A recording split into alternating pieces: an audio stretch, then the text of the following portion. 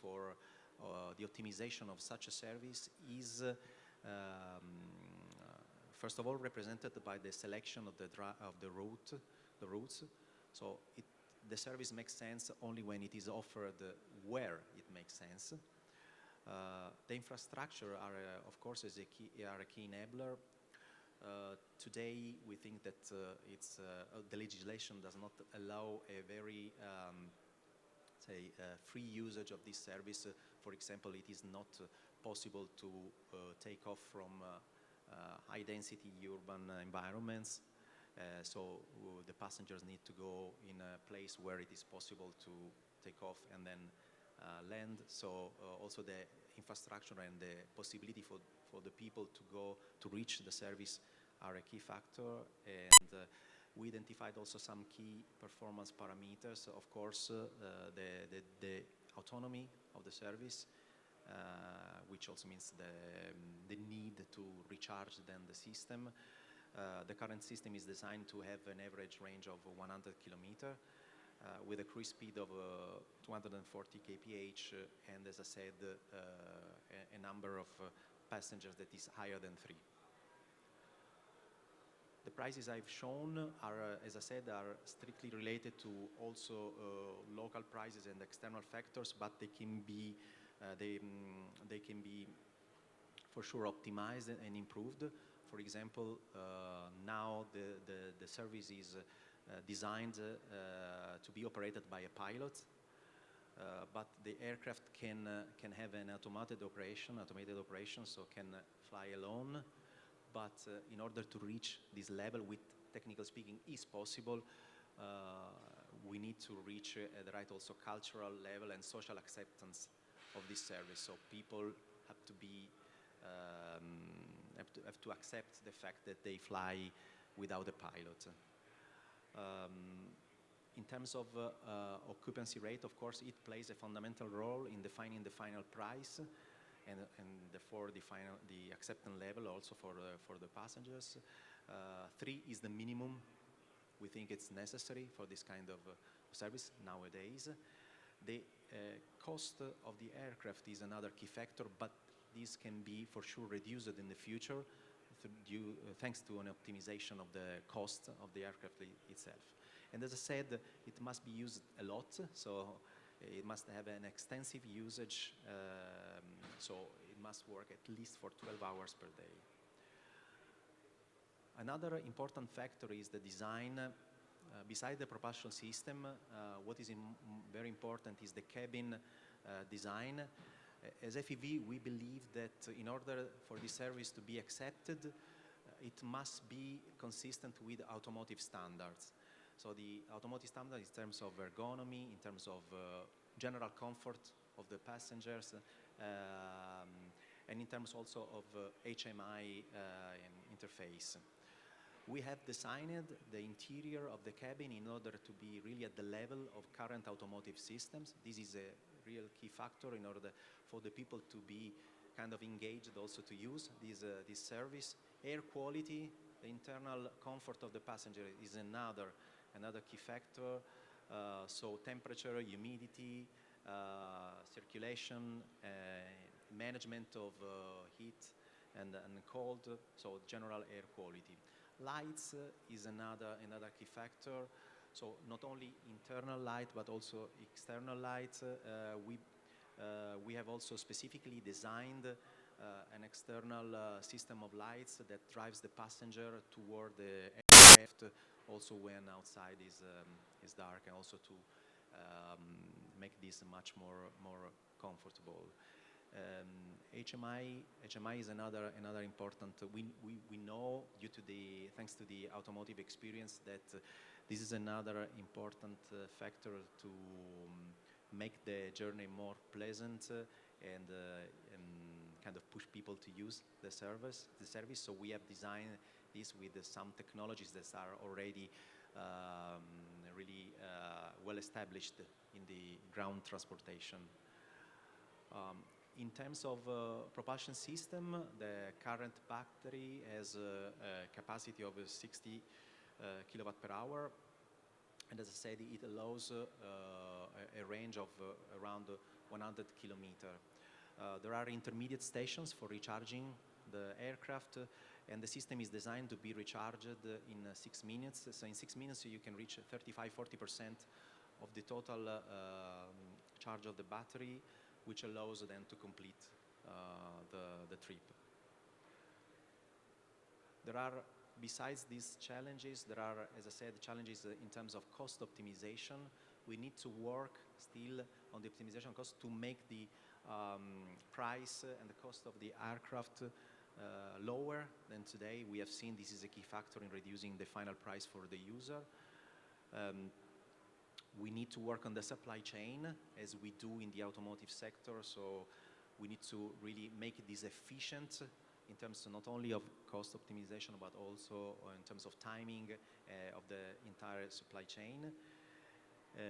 And we need to, of course, to reduce the time to market. So currently there are some manufacturers that are technologically ready to deliver such products, but then the time to market is still too high and the general costs are still too high. So this is a key factor in order for these manufacturers to put in production such products for this kind of service.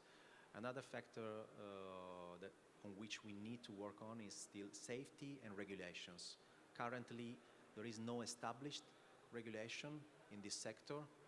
So it is, as I said, for example, it is impossible to take off and land in high-density urban areas. Legislation might work on this side and make this service even more viable, but it's not only related to this. So thank you for your attention, and in case there are questions, I'm available. Thank you, Fabio. Now we move to the third speaker. She is Sofia Giacoi, and she is a project officer at Polis Network. Please. And she will present the point of view of cities. So until now we have seen the point of view of suppliers of solutions. Now we will see what the cities think about mobility. Indeed, thank you. 1 second for technology. All right. So indeed, the title of my presentation is The Polis Perspective on Mobility as a Service. I am, as was mentioned, Sofia Giacoi. I work as a project officer of traffic efficiency issues at Polis Network.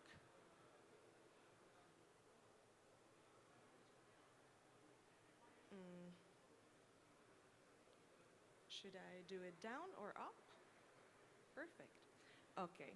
So what Polis Network does, we are a membership-based organization based in Brussels.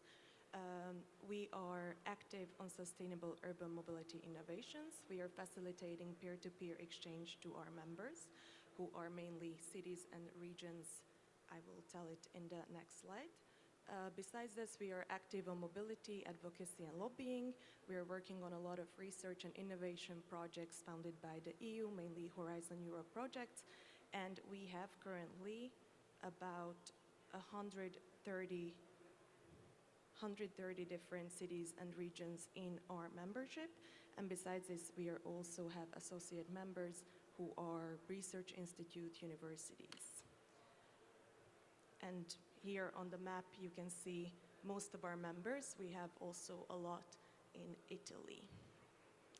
So why is Polis working en masse? First of all, basically to gain clarity on what is the concept, what is mobility as a service, and also to help determine the best role for our memberships, for cities and regions, and how they can be positioned in the mass environment. Besides this, to ensure that mobility as a service developments are not entirely business and technology driven. Also to ensure that public transport and active modes are not neglected in the conversation. Mainly we mean walking and cycling as active mode. And finally, to promote the integration of new and traditional mobility services as well. In our membership, as you can see on the screen, a lot of cities and regions already have integrated a new mobility services. I would like to maybe highlight Vienna Vigo that was developed by Ile-de-France, so Paris. And Paris specifically does a lot of work both in technology and also in the policy realm to facilitate basically the market uptake of mobility as a service. Then on the next slide, what I would like to highlight in my presentation today is mainly two positions or reports that we have developed over the years at Polis. The first of this paper is titled Mobility as a Service, Implications for Urban and Regional Transport. We have developed this in close collaboration and work with all of our members. While this paper was published in 2017, we are still using this report specifically as a basis for most of our project work and also policy work. The four main messages or key takeaways out of this report are the following. First of all, that transport authorities support working with private sector, especially to offer better journeys to the end user that perhaps cannot be easily accommodated by traditional public transport. Second, that where there is already considerable integration of transport services, so think back the example of Ile-de-France, for example, it is not clear whether there could be a workable business case for third-party mobility as a service offers. Thirdly, the diversity of European regions and cities make it difficult or unlikely that a single mobility as a service model can be standardized or universally applicable. And then the key message I would like to highlight here is whatever mass approach is adopted, there is a need and a must for public sector oversight. And I will try to kind of convince you of this in the following slides. The second paper I will try to show you here is an EU-wide opinion on the mass integrated ticketing. I will go into detail here because this is, let's say, one of the key concerns of European cities and regions.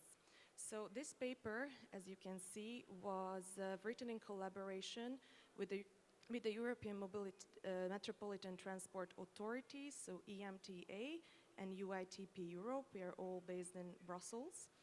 And I will share some insights about this.